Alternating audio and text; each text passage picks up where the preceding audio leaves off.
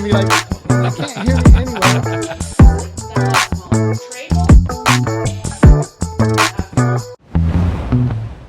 Do you think you could sell a home, Jesse, in 22 days from the day it went on the market to the closing, funding, and recording and exchange of keys, and have 8 offers and sell it for $30,000 over the asking price? That's. Do you think you could do that? Do you think that's possible in this market? It is possible, but not probable. Okay. We'll talk about it today. Possible because you just did it, but it's not the norm. It absolutely is possible. Do you think this is kind of fun? We're going to have a great show today. Welcome to the St. George Real Estate Morning Drive. Jeremy Larkin here with my right-hand man, literally on my right hand. Good morning, everybody. Jesse Paul. Jesse Paul with the Larkin Group, Keller Williams Realty. I think it's very interesting. I think that there's an Instagram, TikTok, they're all the same, right? I mean, it's all regurgitated, refabricated, repurposed. There's a video going around that agents think they're on Selling Sunset. Sellers think it's 2021. It says 2020, but it's really 2020. The sellers think it's 2021, and sellers think it's 2007, or buyers think it's 2007, So 2008. true. That's actually true, because how many conversations have you had with buyers or actually just anybody that they're really waiting for the market to correct? They're waiting for the market to crash. I've had a lot. Oh, an unbelievable amount. You know, last weekend, this is kind of a fun thought. And when I say fun, I mean it's not fun at all because I'm super frustrated about it. Okay. The joke's on me. I was in a place called Park City, Utah. You might know it. And you know what's interesting? I spent some time looking at real estate up there. And Jesse's waving at the IT crew. He's waving at the Blue Form Media crew. Guys, we're coming at you, by the way, live from Larkin Group headquarters, downtown St. George. You know the old Cameo Florist building with that cool mural on the building? That's it, on the side. You guys are so kind to us. People are so positive about the building. And we are coming at you live. Oh, I'm not even in Zoom. Live on from our lobby. From the lobby. Right now. I mean, Jesse could kill over and have a nap on this couch if he wanted to. I thought about it, but I got a good night's sleep last night, so I'm good. Oh, gosh. I love that. So I was in Park City, and I go up there and I do a lot of mountain biking, and I went up there and kind of had a mountain biking / real estate excursion, and I was looking at the market up there, and, you know, the Larkin Group, we can actually handle real estate sales anywhere in the state of Utah, and I've been doing some thinking and pondering and praying, as it were, Jesse, about really moving into that Summit Wasatch County market for our team, you know, kind of you know, we have our desert properties division and moving to mountain properties division to be selling in Midway and Heber City and Park City and that would be such right up far your away alley places too. as Oakley and Camas. Ever heard of Oakley or Camas, Utah? I have. Farm towns, I could right? tell you a story about Camas, but I'll do that later. I don't think it's appropriate for the air. It's not bad. Let me tell you something. Let me tell you what was baffling to me. You know little Oakley, Utah? Like little farm town, Camas, Utah, farm town. You know, I was looking at real estate out there. I went out to Mirror Lake, 10,000 feet of elevation in the Uintas. And on the way back, we stopped in Camas and had this incredible pizza. Oh my gosh, Summit Pizza Company. We sat there and the sun was setting. We got on Zillow, the website that realtors love to hate. I could have just hopped probably on my Place app, but I was on Zillow, and I'm like, certainly in these little farm towns of Camas and Oakley, Utah, you could buy a home for cheap, right? You'd think. $800,000-900,000 single family homes. Really? Hey, and up. Wow. I didn't say that was the top. That was and up. Which means 2 to 3 million. Well, I mean, if the bottom's 800,000. Look, there were definitely things that were 2 to 3 million. This is a stunning situation. And, the question was asked, I went to the doctor this week and I was actually visiting first of all, I went to the doctor like a month ago and then I visited with the PA. It was like the follow-up. When I went in and spoke to the doctor, he asked me a question. What do you think's going to happen with the market? You're the guy on the radio. You're the famous Jeremy Larkin, right? I'm like, well, famous is interesting, but I said, I'm pretty average. What do you think's going to happen with the market? And how can people afford to live here? This is the doctor. I said, where do you live? By the way, where do you think he lived? Stonecliff. Now, where do all the doctors live in med physicians? Oh, out in Washington Fields. Little Valley. Yeah. Gosh, dang it, Jesse. Way out there. Little Valley. Is he in Little Valley? He's not Jesse, further they out? all live in Little Valley. I need you to understand this. Interesting. Yeah, okay. I guess that's true because if you go out there to Little Valley Road, even far out there is still considered Little Valley. It's all Little Valley. It's not Washington Fields. Do you know where the PA lives? I believe Little Valley. Huh. Do you know what the PA asked me when I went back 4 weeks later or whatever weeks later? Same question. Are you the famous Jeremy Larkin on the radio? I'm like, when do you have a chance to listen to the radio? That was number one. Number two, what's going to happen to the market? And number three, how can people afford to live here? What an interesting proposition. And guys, here's what's interesting. So if you go to Park City, Jesse, and I want you to chime back in. I'm gobbling up a lot of the oxygen in the room. That's okay. If you go to Park City, the billionaires are pushing out the millionaires who are pushing out the locals that have done pretty well. Mm-hmm. And so now you have people moving to Oakley and Camas and Francis and Midway, which is stunning, and Heber City. And it's actually kind of baffling to me. Well, but here's the thing. That's what happens in the resort market. And whether we like it or not, St. George, Washington County, not so much all of Washington County, but most of it is considered a want to be their place. People want to come here. They want to vacation here. They want to come here and golf and ride and boat. There's so much in southern Utah that we're not just little old St. George anymore. Correct. We are a world famous place. Correct. St. George is absolutely a resort market.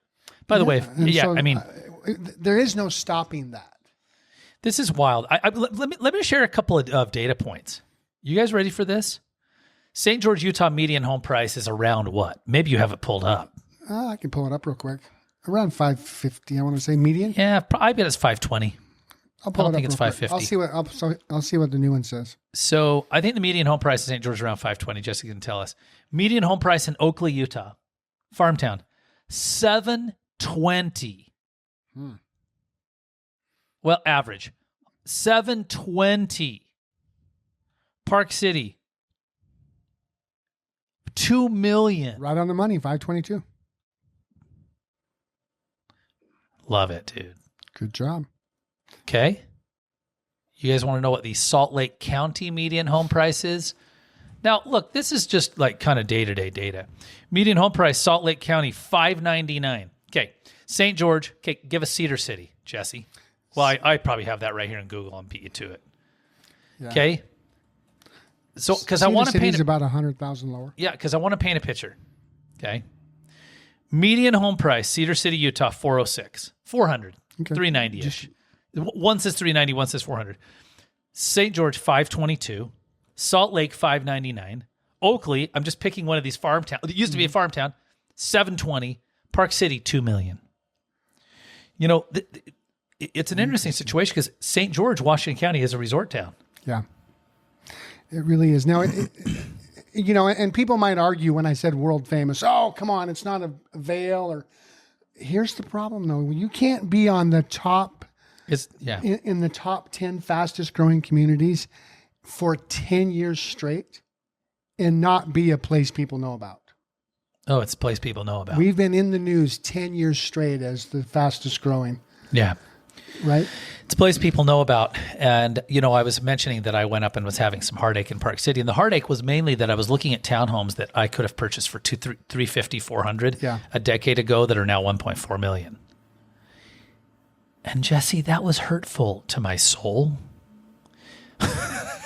I could have purchased them for like $350,000 to $400,000 at like a 4.5% interest rate, 5%.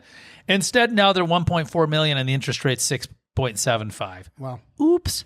I chatted with a friend last night who moved in from out of state and built a home, and things got expensive in the build. And by the time they got out of there, they had, and by the way, how many buyers are moving in from out of state? A lot. Fair chunk. Yeah. 30%. They were looking at a mortgage payment of $9,000 a month. Whew. Now, by the way, this is an expensive home. It was over $1 million. Yeah, but still.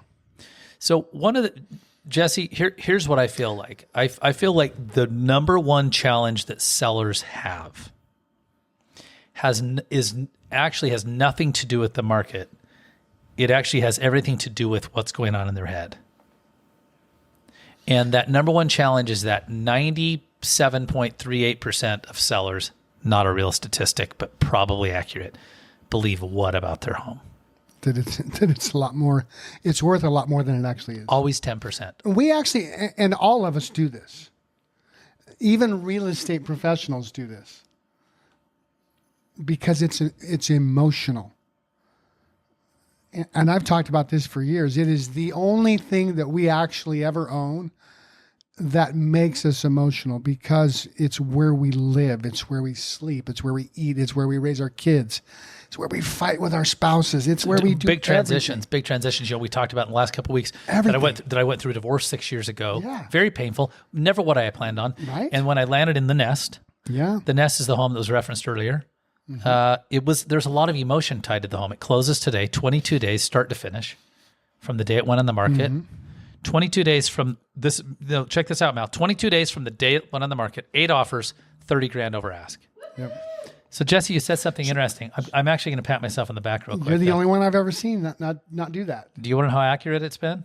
Carl Wright, best appraiser in Washington County. I think so. He looked at my other 2 properties yesterday, the Miles home and Hope Street. I was dead on with what I thought the values of both of them were. Yeah. Dead on. I'll tell you the values later. Dead on. And guess what? He thinks Hope Street's worth even more. That's cool.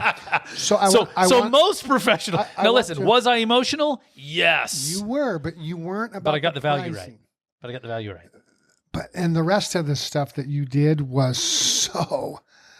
Had you just said, "Okay, I'm going to throw this on the market," you would have had a very different result. Even pricing it where, even if you'd have priced it lower, had you not really paid attention to the details and made sure it was perfect, you would have had a much different experience. Yeah, it's interesting. We'd have said a $50,000. I think it was a $60,000 swing. I think so. I think it was the difference between $510,000 and $450,000. This is a small home downtown St. George. I think it was a $60,000 swing. The time and money that I put into it. Yeah. It took me 2 months. I went 2 months of paying a mortgage that didn't have that was previously being paid by a renter, plus $800 a month in profit. Plus I had a HELOC, home equity line of credit, tied to it. Yeah. This was literally, guys, I went backwards about $7,000 or $8,000 over 2 months. Like, this is just in holding the home, plus the money I put into it. Jesse, are sellers in too big of a hurry? Yes. Why? Absolutely. Why are they in too big of a hurry? Because they think they're going to miss something, or they think they're going to miss the market or miss a buyer. And they don't realize that actually slowing down will help you speed up. Say this again. Slowing down and getting it perfect will actually help you not only speed up selling it, but get more money. I want to share kind of a fun story. They think racing to the market is the way to get it done. So every single time I've sold a bicycle, I've sold about a dozen bikes. Literally. I think I'm at about a dozen. I've sold Santa Cruz mountain bikes. I sold one Raleigh road bike, only one road bike ever. Santa Cruz mountain bikes, Specialized mountain bikes, Transition mountain bikes. I sold something called a Merida. Merida is a German brand mountain bike. So I sell houses the same way I sell mountain bikes. Let me tell you how I sell a mountain bike. So I ride a mountain bike for 1 to 2 to 3 to 5 years. I typically never ride a bike more than 5 years. Okay. And the reason why is a mountain bike is like a car or a boat. Do they go up or down in value? Down. Down. Okay. So what I realized with mountain bikes is typically 3 to 4 years is the ideal time to sell them. Well, I bought one in 2018 that I kept a little longer than normal. I rode it and then Matt rode it. Before I sell a mountain bike, I do the following. I take it to the shop and I say, please do a full tune on this. It's always like, dude, your brake cables are shot. I don't get out of it for less than 150 to 200. Okay. This is a bike I'm going to sell. I always tell them to do the following. Okay. So they tune it and I tell them put brand new tires and brand new grips on it. Why brand new tires and brand new grips? Because then it seems like a new bike. Yes, it feels better. Yeah. By the way, are brand new tires and brand new grips a good thing? Yeah. Because guys, tires are $40 to $80 a pop plus the install, and now everything's tubeless, so they put fluid in there. So let's call it $80 a pop. Okay. So I put $160 worth of tires and $30 worth of grips on the bike. So when the buyer gets the bike and they feel a fresh grip. It feels like brand new. And they have brand new tires. Okay. I clean it up. I deep clean the bike. And then I take perfect photos with an iPhone because the iPhone's like 57,000 megapixels. It takes some good photos. I take perfect photos. I always take the photos against a brick wall. Nothing else in the frame. Okay. Front, back, side, upside, do. While I was in Park City, I sold a bike. Let me tell you how fun this was. I sold the old Specialized stump jumper that I rode and then Matt rode. Oh, yeah. Buddy texted me off of Facebook. Dude, I saw your listing. It had been on the market for a week. I had this exact same bike and it got stolen however months ago, and I'm so bummed. I'm on my way to Salt Lake. Can I come look at it? I said, I'm in Park City, but my son's at home. He went to the house, knocked on the door. Eli opened the door, met him. I told him he was coming. Yeah. Rode the bike around. I was asking 18. So with this, I was asking 18. Now on bikes, I actually planned that we're going to go negotiate down. Right. This is the difference. I plan we'll negotiate down. He said, wow, I've got a lot of scratches. The rims, they're carbon rims, and carbon rims get tons of scratches because they show everything. He's like, but then when I rode it, it rode perfectly. Well, of course it rode perfectly. Why? Because it was tuned. Yeah, you take good care of your bike. He's like, I was thinking 16, and then he said, what do you think about 17? I said, how about 1650? He actually tried to offer me 17. I said 1650. Why? I wanted him happy. I wanted me happy. I never talked to him. I wasn't there. He Venmo'd me the money 60 seconds later, and he sent me a text. He's like, dude, I'm so pumped later in the day. That's good. Okay. Do you see the similarities, Jesse, in selling a bike and selling a home? Yep. Now, option B was, I've ridden the mountain bike for a long time. I'll spray it off and throw it on Craigslist. Yeah. Or do people put things on Craigslist? They do still. KSL, Pink Bike. Not so much here, but KSL.com, Pink Bike, and Facebook Marketplace is where I sell my bikes. That's where I put them on. Okay. Sellers are in too big of a hurry. We've established this. They're in too big of a hurry because they think that what they're trying to do on the back end is going to work better if they rush. Well, typically what they've done is they've gotten 3 steps ahead because they went and found what before they sold their home already? And found a house. They found the home. We got to sell this house because we found the home in wherever that we want to buy. Here's one what a mistake. Huge mistake they do. So many people will go find a home that they love and they'll put it under contract. And then they'll come back and put a price on their house based on what they need to buy that home. Correct. Versus, okay, what is the actual market value of my house? Because quite frankly, a buyer doesn't really care what you need. They want a fair deal. Win-win or no deal. Yeah. And so and especially the last couple years, so many cancellations are because a seller went and found another home, or a buyer found this home, then they went back home and put their home on the market.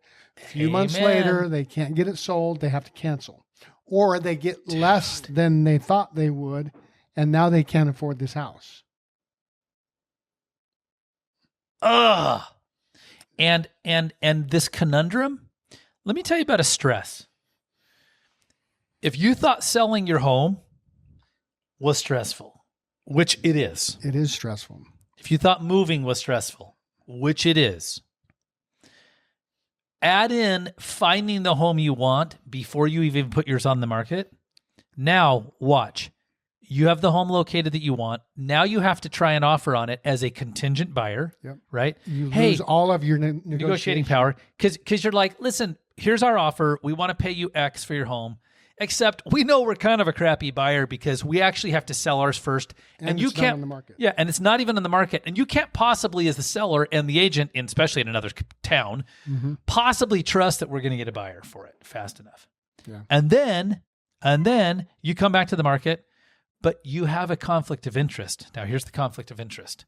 The conflict of interest is that you need your home sold immediately, except you also want to get like 10% more than the market will support for them. Not only do you want to, you need to because of what you spent on the other house. Correct. And you actually probably haven't done the math yet, Jesse, to find out that maybe that wasn't true. Yeah. By the way, which is why you want to contact Chantry Abbott at Guild Mortgage, our friends with Guild Mortgage. Great sponsors of our show. I tried to get him in the studio this morning. He's so busy processing mortgages that he couldn't come in. I guess. He said he couldn't come in. He will be here at 11:30 though today. Cool. They have an office right behind through the wall.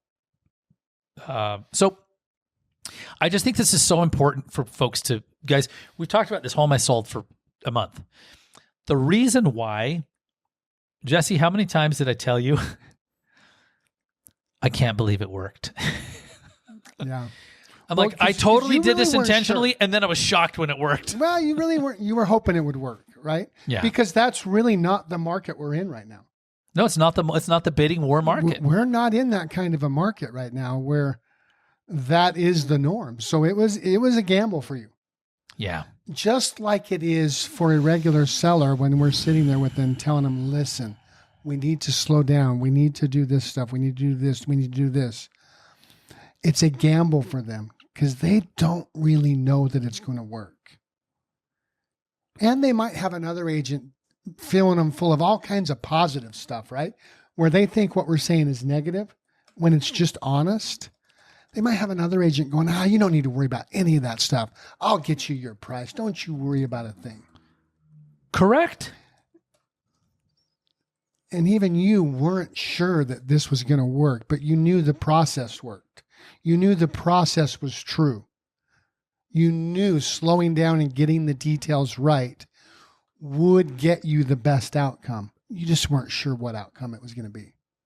Well, correct. And how good it was going to be. So the system that we bring to our clients, right, in the final 2 minutes, guys, we bring the track record and the expertise. Mm-hmm. Our track record proves that our system works. Yeah. Our track record proves that there's expertise. And the system is designed to basically preempt 90% of the challenges you're going to face when you go to market, right? Which is too much time on market, which is low ball offers, which is canceled contracts, Jesse, which is massive home inspection issues. Yep. Our system is designed to really is intended to alleviate 90% of these issues. Yeah. You cannot alleviate all of them, right? But if we can preempt this and put brand new grips and brand new tires on your house, so to speak, in my analogy of selling a mountain bike, I think we can really have a better experience.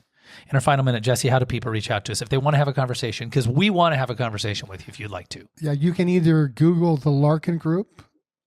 You can come and visit us right on the corner of Tabernacle and 700 East, right downtown St. George. Right where the big mural is? Yep. You can go to gostgeorge.com. Yeah. All kinds of ways to. All the things you want to do. Google the Larkin Group. If you're like, are these guys for real? They can't be real. Oh, wait, they have 408 Google reviews. Maybe they are real.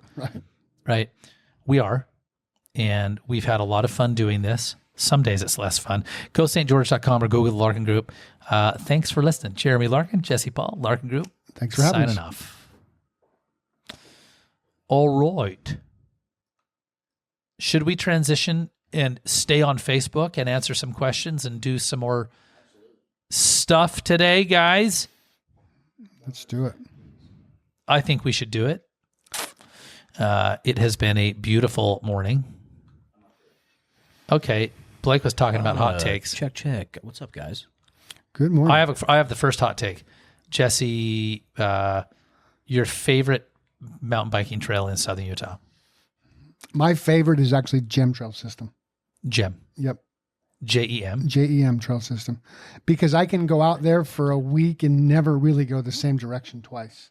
I'm on the same trails, but I'm going different directions and just getting a whole different experience each time.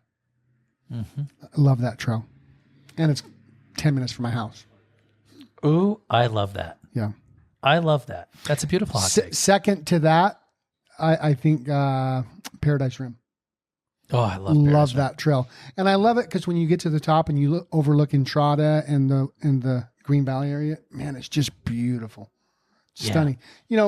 Which is weird, right? Because usually the other way is the stunning view.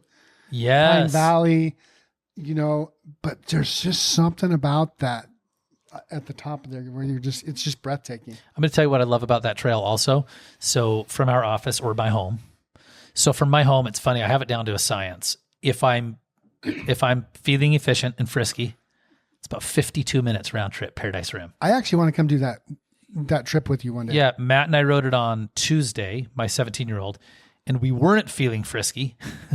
I was feeling like I had ridden 4 days in a big weekend training block in Park City back to back, 12 hours on the bike over that weekend, and very intentionally. And I was feeling like, I mentioned this to the team Tuesday morning. I said, if you would envision 2 cinder blocks attached to your hips, 58 minutes. So you cannot beat that. Let me talk about a couple more classics. I love the GEM trail system. You have views of Zion National Park. You have views of Gooseberry Mesa above. It's flowy, right? Because in Southern Utah, we have a lot of technical mountain biking. It's flowy. It's open. It can be fast.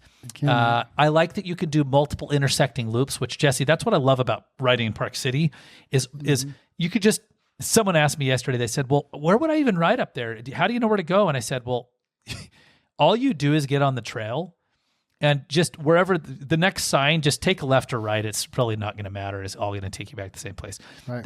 I love that about the GEM system. It's a few degrees. It's probably 7 degrees cooler than St. George proper, right? Yep. Because we're elevation 2,800. GEM's like 3,500. 5 to 7 degrees cooler. This time of year, early morning is so perfect. Okay, absolutely it is. Let me give you another favorite. I love the Zen Trail. Zen is actually, it's an ironic name because it's not very Zenful at all. It is so difficult. This is going to surprise you. So I difficult. am almost ready to go try that trail with you. Why does it surprise me? You can be ready to go try it anytime you want. Yeah, because I've resisted because I just didn't feel like I was a good enough rider. Because I don't ride to be technical. I ride for cardio and to be in shape, and because I just love to get out and ride. Yeah. I don't ride to go do the hard trails. It's a tough one. But I'm starting to get more. The views are incredible. I'm starting to get closer to being going, okay, let's go. Yeah. Yeah. I mean, it's just incredible, right? Zen Trail. And then, of course, there's the all-time classic, which is Bear Claw Poppy, which was formerly known as the Green Valley Loop. It could still be known as the Green Valley Loop. And I dig That's the Green actually Valley Loop. The first trail I ever rode is Bear Claw Poppy with you. That sure was. You showed up in a Guild Mortgage jacket and some basketball shorts. And Depends. So I was making fun. He was teasing about having padded shorts. Right. So I show up with a brand new package of Depends at the it was the championships, right?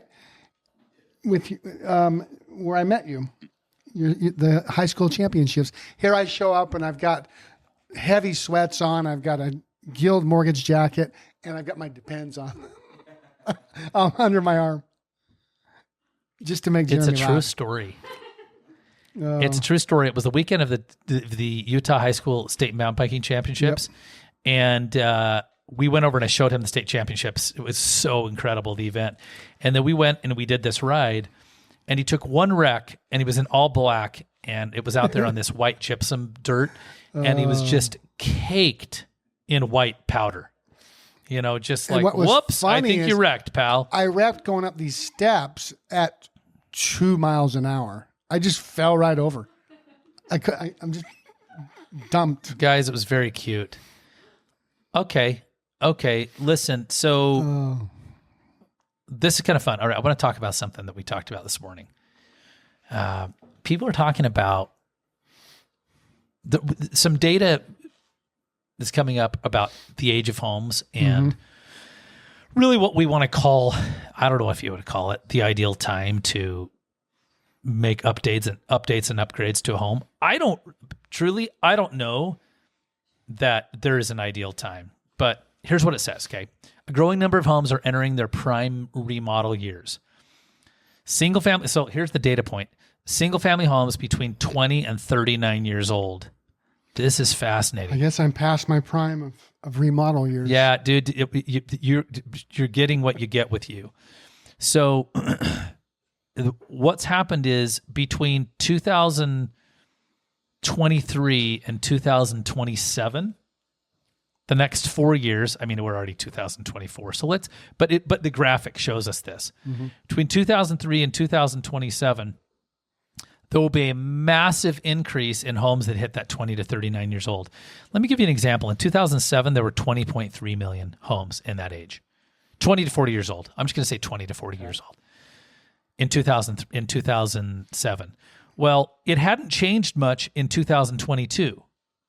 It was only 21.9 million, but here's what happens. By the end of 2027, it goes from 21.9 million to 24 million homes, 24.1 million homes in that 20 to 39-year-old range. That makes sense because we had a boom from 1999 to 2005. Big time. Huge boom. And there's been an underbuilding of single-family units since 2008. Yeah. Massive underbuilding, right? Which seems impossible. We're still nationwide 4 million homes short. Yes, shy we of are. What we should have built. Let me share an analogy. If you're a home seller and you're thinking about your home and you want to put it on the market and you really want to get the most money, right? We've talked in our show a little bit about a home that I just sold that was built in 1966 and 22 days start to finish. Day on the market. We took the sign down yesterday at day 21 and it closes today. That's awesome. But let me share something. If you look at your home, often I'll meet with a seller who has a 20 to 25-year-old home, okay, which is what they're talking about. Prime remodel years is 20 to 40. And let's say it's 25 years old. And they'll say, whoa, we love our home. And they'll walk us through. And I'm going, oh, no. I mean, that's 1999, Jesse. So right now that would be a 1999 home. Right. And I walk them through and they're going, this is beautiful. And I start to try and gently have a conversation around. I hate using the word dated. Yep. So we like to use a word. It's original. Right. Dated hurts. Original feels better. And they'll look at me like, well, what are you talking about? And I say, let me ask you a question. Do you remember 1960? As a matter of fact, I'll say, do you remember like the mid 1950s, what was on television? Even if, because usually there'll be older people. Well, absolutely. What was on television? Oh, like Ozzie and Harriet and Leave It to Beaver. And I'll say, was this in color or black and white? It was in black and white. Okay. Let's call that 1955. Okay. What was happening in 1970? Okay. And how were people dressed? Just think of it in your mind. Yeah. They have it in their mind. I want you to flash forward to 1975. Okay. Bell bottoms. Yeah. Leonard Afro Skinner hair, is going crazy. big hair. Jimi Hendrix has come and gone and is dead. Yep. The Beatles have already gone through the prime. British Revolution in the 60s. Mm-hmm. It's the mid 70s. Okay, that's 20 years. I said, flash forward to 1980. Jimmy Carter's transitioning out. Ronald Reagan's coming in office. Yeah. I'll say, was there a difference between 1950 and 1955 and 1980 in clothing, color televisions, and style of dress? And they'll be like, oh my gosh, yes. And I'll say, that's how old your house is. It's 25 years old. Yeah. Do you see the analogy? That's what really 25 years is. Now, let's play another one. Think of 1985. Yep. Popped collars, pastel shirts, Duran Duran is going crazy. Oh, yeah. Now I want you to go to the year 2000. Guys, grunge has already been through its prime. Yeah. MC Hammer and Belle Biv DeVoe have already been through their, and Bobby Brown have already had their prime. Think there was a difference between 85 and 2010. Let's even go further. Wow. That's a good analogy. Yeah. Because when it's our home, we're just used to living there. Wallpaper. I just call it wallpaper. It's just wallpaper. You don't notice it. We're just there. And if we can take off our seller hat and actually put on our buyer hat, right? We all have an evil twin, and that's our buyer brain and our seller brain. Yeah. And they don't talk. But they are both there, and they're both ready to activate as soon as we're in one of those two scenarios. Sellers think it's 2021. Buyers think it's 2008. Right? Yep. Right. And the reality is neither of those is true.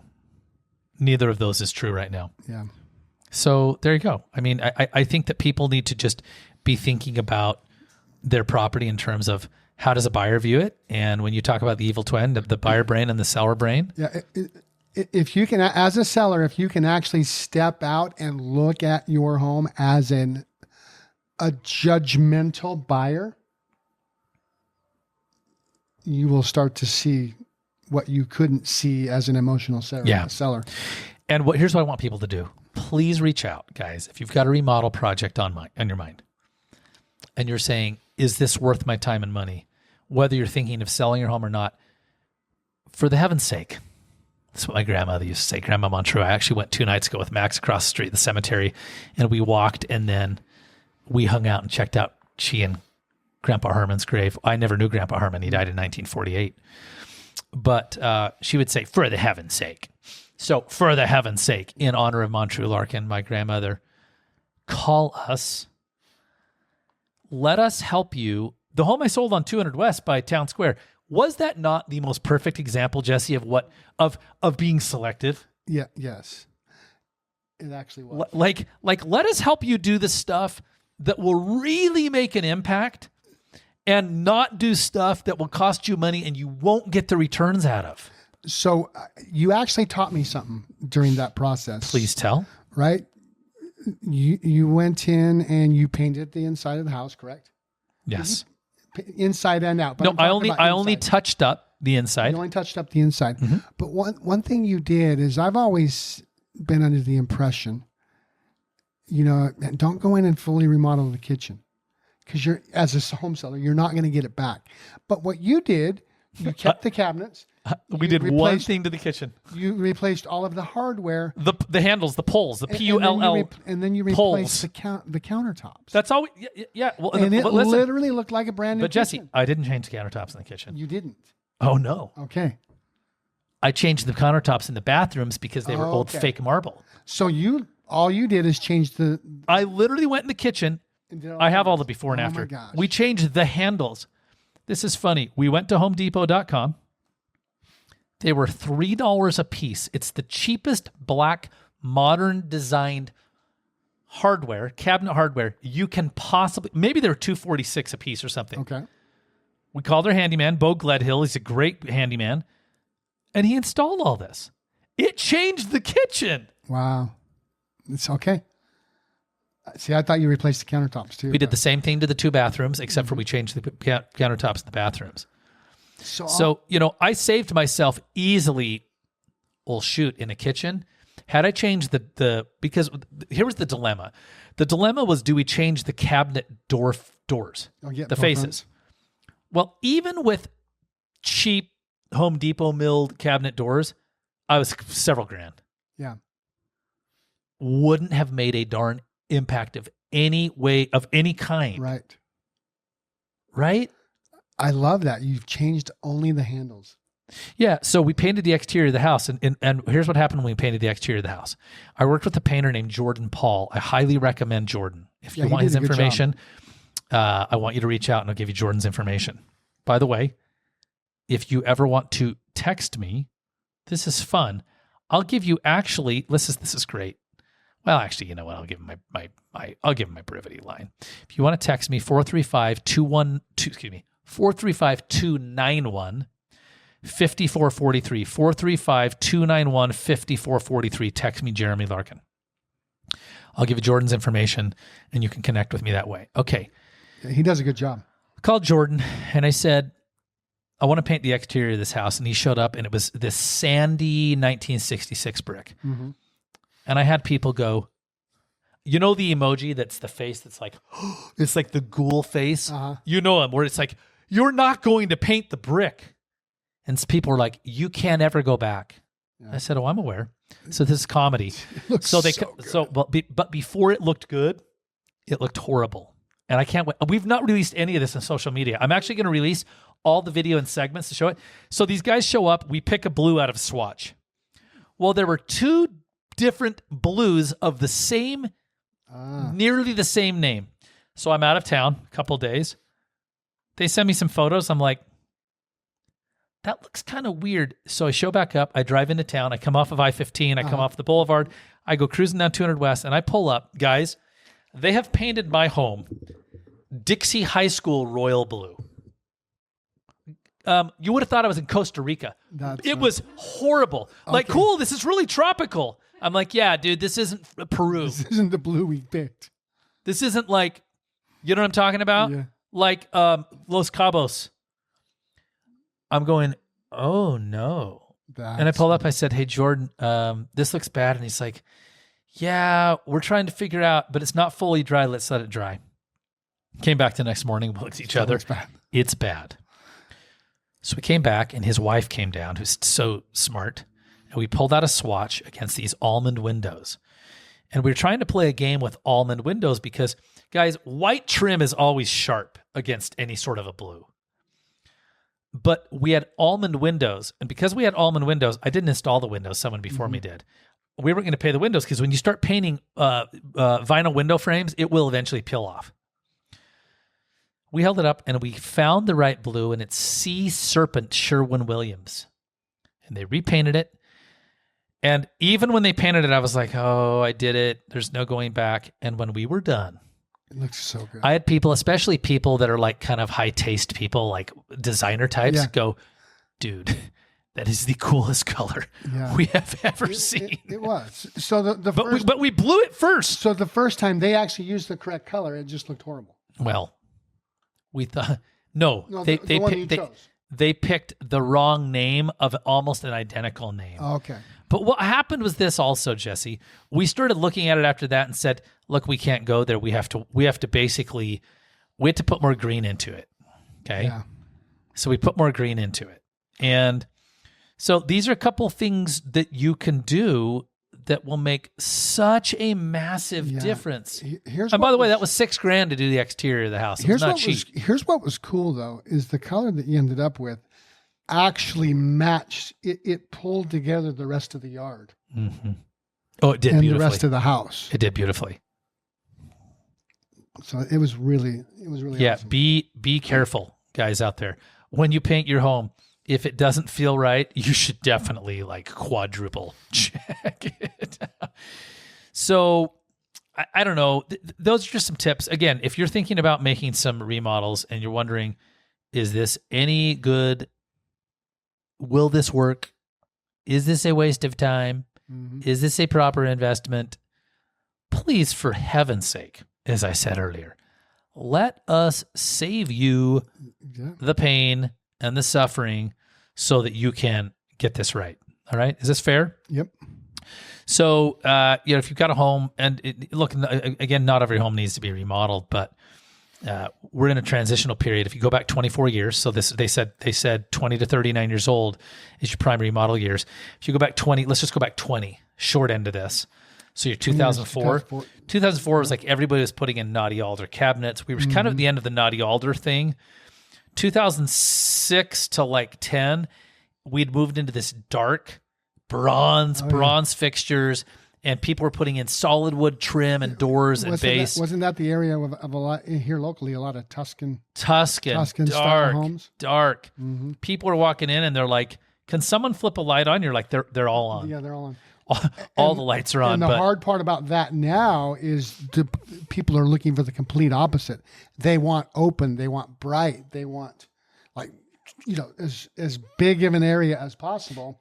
When in 2006 to 10, they liked that compartmentalized. So, well, and here's something I learned. Jessica Marone, who is one of our great agents, and she's comes on here to talk about interior design and the luxury home market with us often. But I learned this in my home. The home I'm in is a 1960 mid-modern. And this is a newer trend, and it took a long time for people to figure this out, but a lot of the designers that she and I follow were talking about it. Painting your walls and ceilings all one color actually helps the home feel a lot bigger. For the longest time, we went for the white ceiling. We said, paint the ceiling white. So you'd have a gray wall or a beige wall, and you'd paint the ceiling white. That is moving out of vogue, not in vogue. And what we're realizing, especially in that home I'm in, is when you paint the ceiling one and the wall one color, what you can do is you can go a little more satin on one and a little more flat on the other, if you want. But quite frankly, same color will help the room feel a lot bigger because there isn't a direct stop. This crazy transition. Yeah. Right? Guys, Jeremy, Larkin, Jesse, Paul here talking, of course, today about helping people get the most money for their home, helping people make smart and wise decisions about what to do with their what kind of the next thing with their home. Even if you're going to stay in the home. Guys, I want to show you how to get some really great home valuation information. If you're sitting there, if you're watching our YouTube channel or listening to this on Instagram or whatever you want to do, guys, I want you to just go over to GoSt.George.com. GoSt.George.com. And when you hit GoSt.George.com, just click on that home value button. GoSt.George.com/home value. GoSt.George.com/home value. Plug it in, and we're going to do something really cool for you. What's going to happen is you're going to get a report every 2 weeks, unless you tell it to come less frequently, that will tell you exactly what's going on with the value of your home and with homes in your neighborhood. That is GoSt.George.com. Click on the home value button, or GoSt.George.com/home value.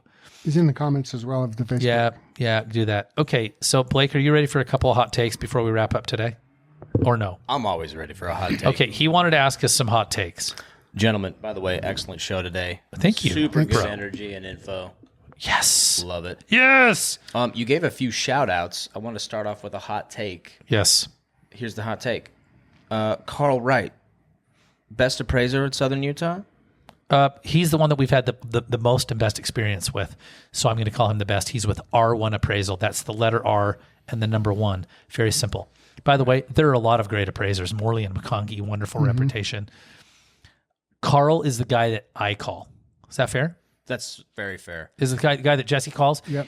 Carl comes in, actually, Blake, and will do about once a quarter, comes in, and he does literally comparative market analysis training for our operation, for the Larkin Group sales team. Boom. Here's one other reason why I think he's one of the best, is because he doesn't have his ego involved. You can actually call and have a conversation around an appraisal. Amen. And say, hey, tell me more about this. Help me understand this. And he won't get offended. He'll actually have a conversation with you, which shows leadership, and it shows that you're really a master of your craft and you want to collaborate. Have you seen appraisers get defensive and kind of butthurt? Yeah. Oh, absolutely. Yeah. How dare you question me? Yeah, I'm an appraiser. I have an appraisal license. Sure, whatever. Right. Okay, so let's talk through that. What are they getting offended about? You questioning their value. Okay. Yeah. Their evaluation. Yeah, and frankly, we should be able to at least have a conversation about it. What a great question. Yeah. So in summary, who is the go-to guy for appraisals for the Larkin Group? Oh, Carl Wright, R1 Appraisal, hands down. Excellent. That's where we go. Now, should he start a podcast giving the real estate industry here in Southern Utah information and techniques on how to maximize their appraisal? Here's the thing. I'm gonna give you an answer that may or may not be the right answer. Do it. I think it would be too much of one thing for him to run a podcast. However, Blake, if he were to bring guests in and mix his content up, then yes, he could kill it. Yeah. Does that make sense? That answer? Yeah, absolutely. I think too much of any one thing in an industry, you got to mix it up. Yeah. The Well, audience needs stuff, right? here's why our show works and why it has for 12 years. This is my take, by the way. Here's my hot take. Jeremy, why does your radio show work for 12 years? Real estate is so vast. Here's real estate. You guys ready for real estate? This is what we've already done it today. Here's what we could talk about. 3, 2, 1. We could say, hey, let's tell you what the highest and lowest price of the sale of a home in the last 6 months have been in Washington County. Hey, let's talk today about what the average sale price of the home is in Washington County. Hey, let's talk about 9 mistakes that you can make if you're selling a home. 9 mistakes you can make if you're buying a home. Yeah. Hey, let's talk about when you should remodel your home and what you should or shouldn't spend. Let's talk about what's happening with the zoning downtown. Did you know that you could put an accessory dwelling unit in your backyard and actually make more money? Let's talk about who can and can't have an Airbnb in their house. Let's talk about today whether you should or shouldn't own an Airbnb. Let's talk about whether you should or shouldn't own an investment property. Let's talk about 3 cities in North America that use buy investment property. Let's talk about the St. George Parade of Homes. Let's talk about the St. George Art Festival. Let's talk about the St. George Ironman. Let's talk about 13 trails that you should ride before you die in Washington County. How did I do? Yeah. That's great. That's why real estate is so good. And what? And 100 more. Is that crazy? Blake, that was without prep. It's so vast. Yeah, I was quite impressed with his list. Let's talk about the new blank that just went in blank subdivision and why the neighbors are ticked off about it. Yeah. Anytime you go there, you're winning. Okay, keep going. Thank you for letting me blab. No, it's great. Okay. All right, I got a couple more hot takes for you. So we can go a little heavy or philosophical. We'll go anywhere you want. Surprise us. Let's do it. Surprise us. Spin the dial. PGA Tour coming to Black Desert. Whoa, nice. 2024. What's your hot take on that?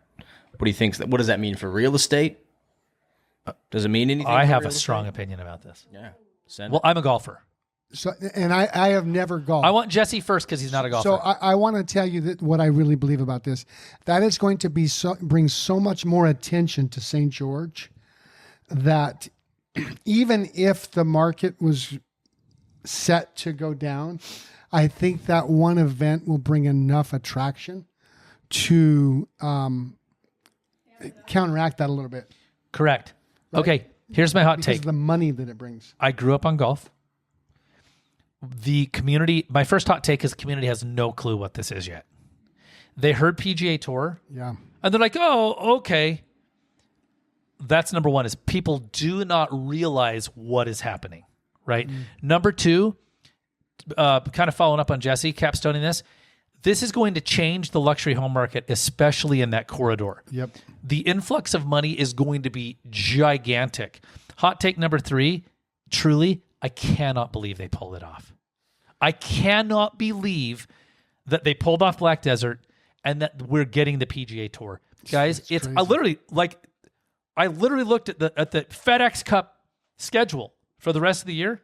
Guys, this is what Bryson, like DeChambeau and Tiger Woods and all the names play on, right?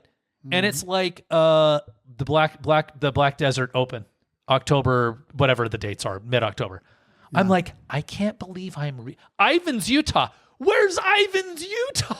But here's the thing. Even though we have some phenomenal courses here, it is nothing like having the PGA Tour come. Guys, it's amazing. And Copper Rock, beautiful championship golf course in South Hurricane. They have 2 LPGA type events coming, kind of like a junior LPGA and something bigger. Yep. Okay, that was beautiful. Okay, here's your hook then. What's the hook for that? So I would say there's more. There's about to be some impact happening. So I would say the PGA Tour is going to bring. You think the PGA Tour is going to bring some unforeseen impact? Yeah, and here's what I think it is. Watch the luxury housing market be completely transformed and potentially see a massive spike on the heels of PGA Tour coming to town. Right. It's not going to happen next week, but I guarantee you, or I promise, over the next 3 years, we will see that massive change. Actually, you know what, Jesse? I think I made a mistake to something. You made me think of something. I said the luxury housing market. Maybe not the luxury housing market. The housing market. Maybe the housing market in general. Because look, money's going to come. People are spending $30K and more to have a luxury box at this event.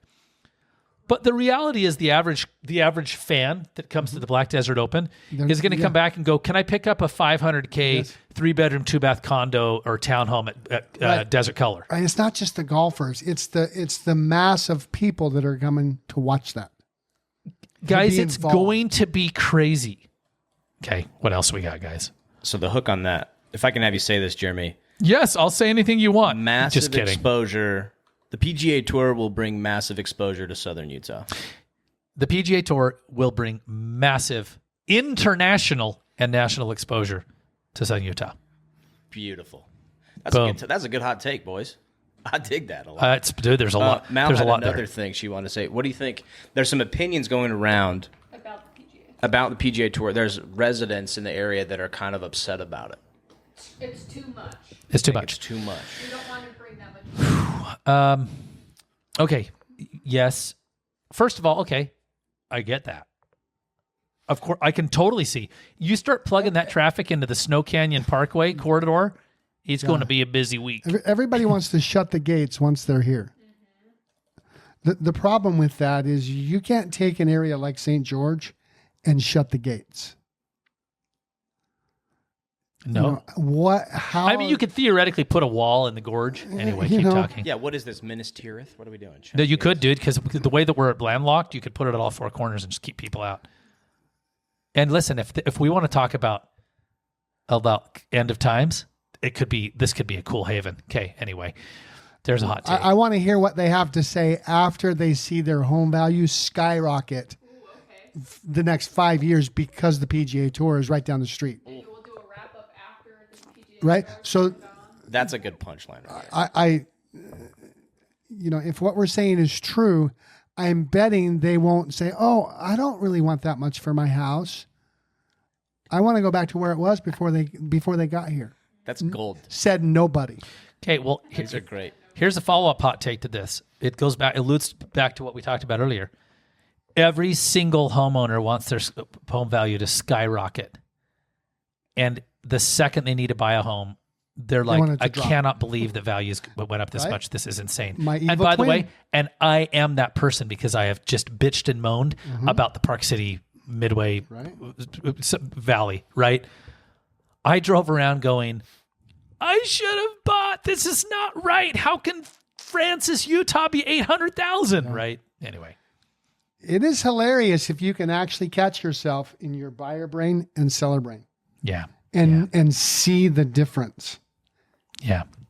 I Amen. like that a lot. Buyer and seller brain. It's the yin and yang. Of Yes, real freaking estate, man. evil twin, man. Yeah. It's my evil twin. Awesome. Okay, you ready for another hot take? Yeah, hit me. This Hit one's us. a little darker. Current event. Ooh. What are your thoughts, feelings, concerns about the Trump assassination attempt? This thing's wild. Jesse Blue doesn't even dare go there, so I'll go there. I have an answer. Oh, go for it. I think it's really sad that there were so many, their first response is, well, he did this to himself. He set it up. Yeah. I think it's really sad that we are in a place in the world that is the first thought Right. versus, wow, how in the heck could this happen? Okay. That's a really good Yeah, I'm this is great. Wow. I want to respond to that, actually. I have several hot takes. Let me respond to Jesse's comment. Can you imagine setting up a fake assassination attempt? How would you guarantee that the bullet would graze your ear? No. That's how implausible, actually, that theory is. Here's another hot take that causes me great concern. Guys, this is not a Democrat versus Republican comment. I'm only looking at the facts, and all of us have seen the video. Blake, have you seen the video of the guy crawling around on the roof and like consumers, like regular people who are there with their family? Filming They're like, hey, police officer, there's a guy on the roof. Okay, this is happening. That's true. And the snipers are not taking him out.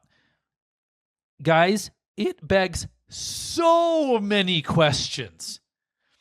I will go out and say there is no way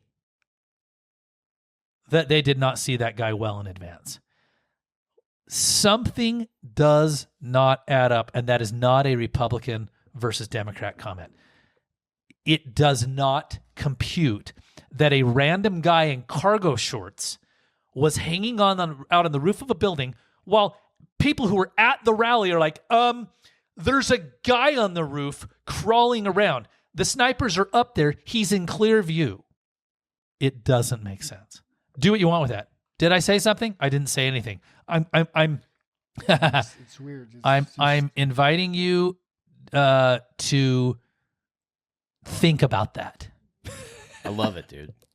You know, What's your opinion? What's your take on that? Thanks, man. And let me jump in here because Jeremy, you've been on my podcast, AI. I've had so much fun. We could get down on some conspiracies too. We got to get Jesse on there this week, but it's not a Republican versus Democrat thing. It's a deep state corruption versus the American people. I love that, but like you know what my therapist calls this? Yes, my therapist, Blake. She uses a term, neutral player. She'll say, take the thing that you're dealing with in your life and make it a neutral player.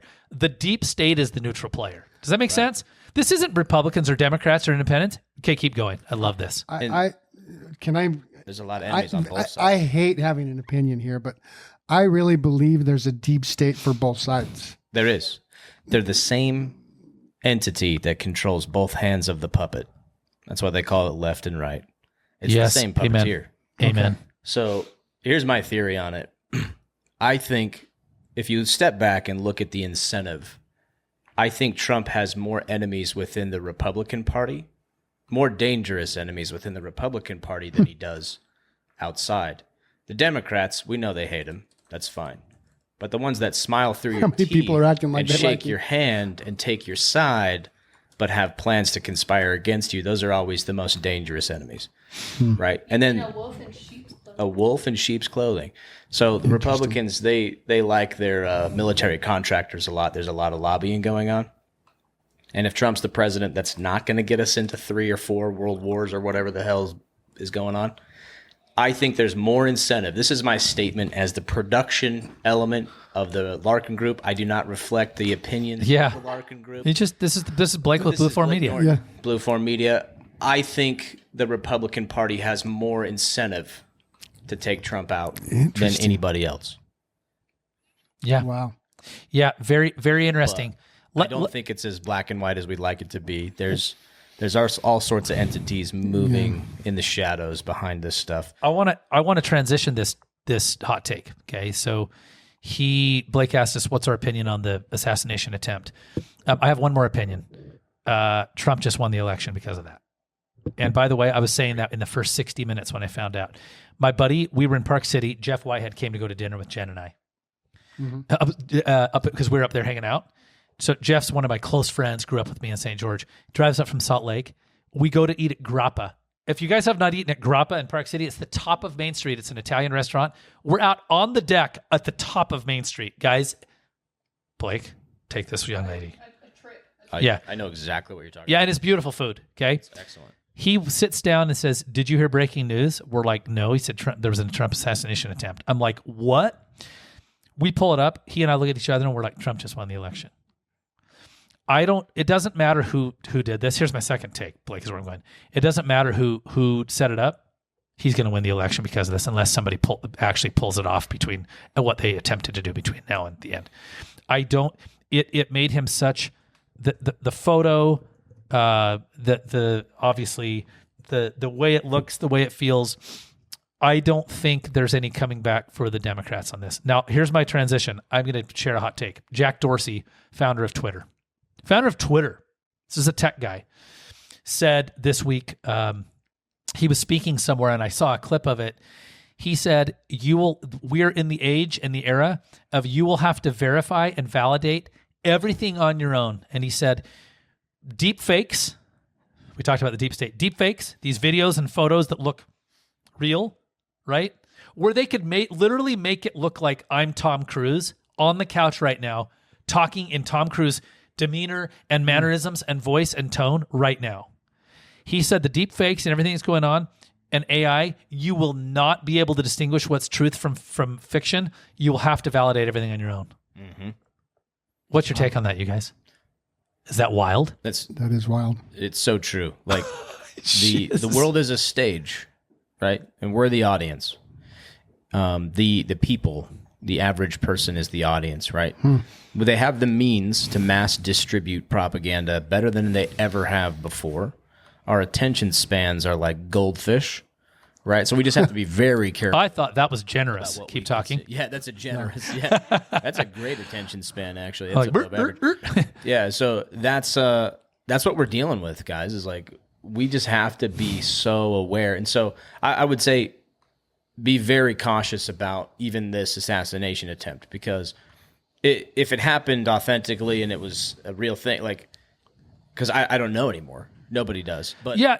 they All sure of have us are opining, capitalized on right? it. Yeah. You know, They've capitalized on the media so far, which is good. I actually am leaning towards Trump myself. I've supported that for a while. He's shaken the beehive nest enough for us to kind of see the corruption that's taking hold on both sides. And so to me, I'm like, well, do the guy who's making everybody uncomfortable. So anyway, that's my stance on it. But like, be very aware and step back, like you said, Jesse, today about buyers. Like, you have to step out of your seller mindset and kind of look at your home at a 30,000 foot view, right?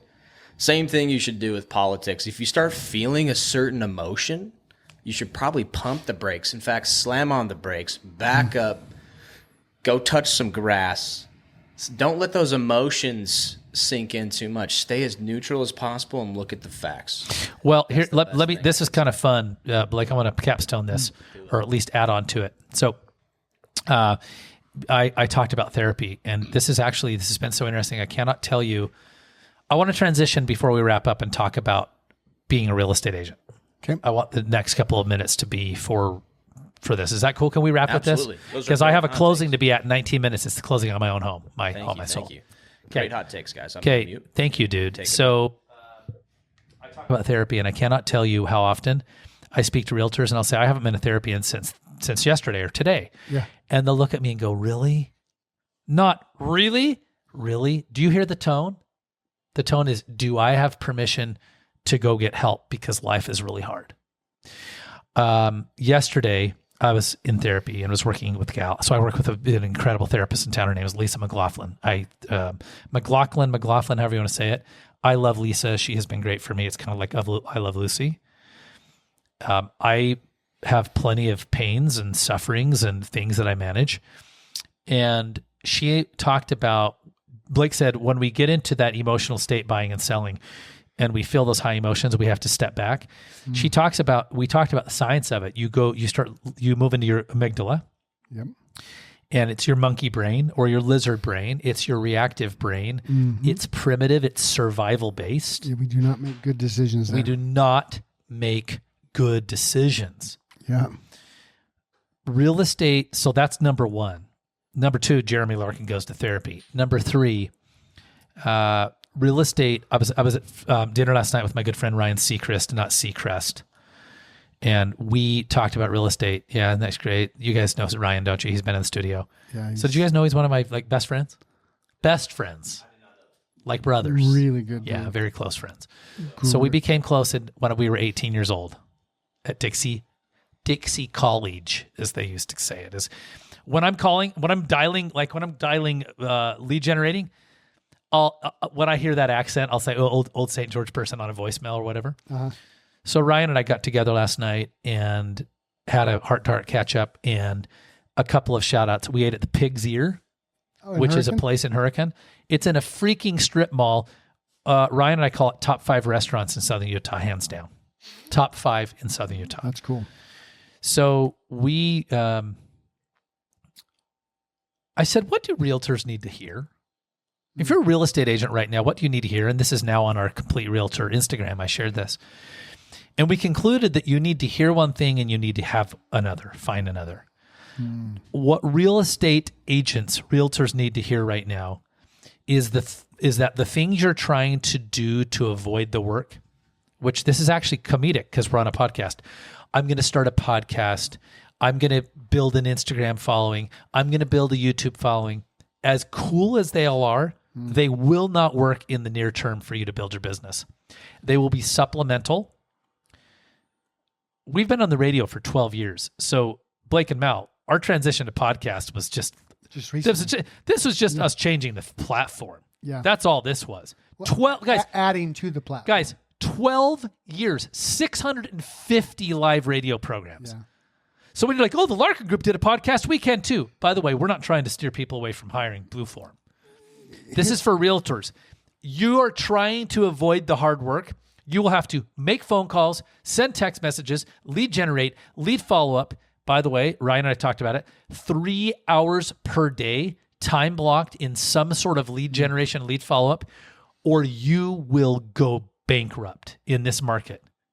The market that you just experienced of 2021 and 22 Over. and 2023 is over. That's number one. I want to wrap up, and I want your hot take back. Okay, Jesse? That's what realtors need to hear. Stop avoiding the work. And by the way, he told me he trains nationally with a variety of organizations. Yeah, he's one of the best too. He said, I am hearing this from brokerage and broker owners and team owners nationwide. The agents don't want to do the work. Here's number two, what agents need. And this was from him. He's not on our team. He said 90% of agents will need to find themselves a team to join or a coach to hire or both. And here's why. We call real estate the loneliest people business in the world. Mm-hmm. Real estate agents need cohesiveness and they need camaraderie, and they need it more than ever. And I'm going to plug our team. Guys, we are more selective than ever on who we're letting in the doors. Our building that you look at on the corner of Tabernacle and University in St. George, 700 East, is a reflection. The lobby that we're sitting in for this video is a reflection of the quality of training and work and character. It's literally a physical manifestation of what we believe. Mm-hmm. I mean, if you'd like to apply, we'd love you to apply. This could be a place for you. And if this isn't a place, here's what's cool. We're going to ask you what's happening in your business, and we're going to ask you what your goals are, and we're going to figure out if we can help you achieve them. And if not, let us direct you somewhere where you can get support, because now more than ever, you need to be in an environment with productive, positive people. Mm-hmm. What are your takes, Jesse, on those two things? On realtors need to stop avoiding the work, and number two, they need to be surrounded by the right people. Well, I want to go back to just last week. I was over at the brokerage teaching Ignite, and I was supposed to be teaching Win with Sellers. But what I was actually teaching is how important the actual relationship is. Mm-hmm. Mm-hmm. So I think agents need to stop trying to just talk about, hey, look at me, look at me, look at me, and talk about what's best for you. What's best for you. Yes. Really start to build trust. Yes. And be able to live up to that. To where, and you know me, what is the most important thing to me? The relationship. The most important thing to me is that I help a seller or buyer do what's exactly correct, right for them. Which is literally a relationship-based it's relationship sales business. And if you'll do that, your business you'll see your business start to grow because people will start to trust you. Well, and if you're a real estate agent and you're making calls and you're like, this doesn't work, there are two things you need to remember. Number one, it is literally a numbers game. You know, of 100 people you call, 10 are ready to do something. Yep. By the way, of 100 prospects you call, yep. meaning, if you generated 100 leads online, right, Jesse? Yep. I don't mean 100 cold calls, right? Because of 100 cold calls, it's one. One, yes. One of 100 cold calls, if you're just dialing neighbors. We'll be thinking about doing something. Yeah, okay. 10 of the 100 leads you generate are ready. So I'm going to tell you, this is from Sharon Srivatsa. He's the founder of Real Broker. It's so accurate, too. He calls it the 10-10-80 rule. 10% are ready today. 10% will never be ready, and 80% need more time or information. Mm-hmm. That's number one. 10-10-80. 10% are ready now. This is of prospects. 10% will never be ready. 80% need more time or information. Guys, time could be 5 years. Does this make sense? Okay. Yep. Here's number two. Number two. The second reason that it's not working is when you call, you're so worried about what you're going to say next that you're not actually doing inquiry with the potential client about helping them. Yeah. And one of two things is happening. Either A, they can sense that, but realize people are busy. We always say, oh, they can sense it. They can't always sense it. So either A, they can't sense it, Jesse, or B, it's just ineffective at every level and they're not listening. Yeah. You know what I mean? Like either way, if you're not concerned about them, and what will happen is you'll get caught up in scriptitis, term I just coined. Scriptitis is, I need to say, what does the script say? What should I do? Instead of going, this is so great. If you're a realtor, here's my question for you. If you're a realtor, should I show realtors the most simplified script framework they've ever seen in their life? Sure. I'm going to give it to realtors as though I'm talking to you on the phone. Okay. So Jesse, you be a realtor, and then realtors, I want you to rip this framework off. And then I'll be the. Yeah. Well, no, I just want people to hear this framework. I want you to be the realtor. Okay. I'm calling you as a. Yeah, you don't actually know where I'm going. Yeah. So This is a framework to show you how to speak to a consumer. But what it's going to be is I'm going to speak to Jesse like he's a realtor I'm trying to recruit. Here's the framework. Hey, Jesse, how are you, man? I'm good, man. How are you? I'm really great, dude. How's business? It could be better. It's not bad. Yeah. Question number 1, how's business? Oh, it could be better. Dude, I hear you. Question number 2, tell me more. What does that mean? Well, I've been working. It feels like I've been working really hard, but I'm just not getting as much business as I'd like. Right. Dude, honestly, Jesse, you're probably not alone. Here comes question number 3. What were your goals this year? Make one up. I wanted to sell 20 homes. Yeah. Yeah. Where are you at year to date? Probably 4, 5. Yeah. So you're coming at less than 25% of where you need to be, right? Yeah. Question number 4. Would you like help with that? Man, I love help with that. Okay. Tell me more. Do you see how simple realtors this framework was that I used to Jesse as a real estate prospect? How many questions did I ask, Jesse? 4. Now, I want you to translate this talking to a consumer. You call the consumer and you start blabbing like a freaking idiot on the phone. And you start getting diarrhea of the mouth. And the consumer's like, dude, I can't get this guy off the phone fast enough. Jesse, I saw your home was on the market and it didn't sell. What happened? I'm not really sure. It just didn't sell. Yeah. Would you still like to get it sold? I mean, listen, if you could get the price you wanted, would you still want to get it sold? Yeah, we would actually. Would you like some help with that? Think you can help me? That is a 3-question script for an expired listing. How does that kind of boggle your mind? Yep. Now, by the way, would it go that smoothly? No. Because the consumer is going to give back resistance. Okay. Yeah. So if you're a real estate agent, now I'm going to ask you real estate agents a genuine question. Would you like help? Would you like some help with your business right now? You don't need to join our team, but I'd love to chat with you. I want you to visit joinlarkingroup.com and apply there. Joinlarkingroup.com or DM us. You can DM us right through the Complete Realtor Instagram. At Complete Realtor on Instagram. Mm-hmm. And literally just do not be afraid to say, I need help. DM me at Complete Realtor on Instagram. I need help, man. Like, keep it simple. KISS method. And I'm going to get on the phone with you and go, hey, dude or dudette, do you want to schedule a Zoom call or a face-to-face right in your office or maybe even a lunch? And I want you to tell me everything about what's happening in your business and what you wish were happening. And let's decide how you can get there. All right, guys. Jesse? And I think we have more help than any other company in St. George. Well, training, I know more we help. do. And do you want to know why? Because we partnered ourselves with a company called Place. Yeah. We literally, see, I can't brag that I have the most resources. I partnered myself with the most resources. Yeah. Therefore, we offer the most resources. Literally anything you need training on, we have it. Yeah. Jesse Paul, Jeremy Larkin, the Larkin Group, KW Realty. Visit us at gostgeorge.com and start packing. Over now.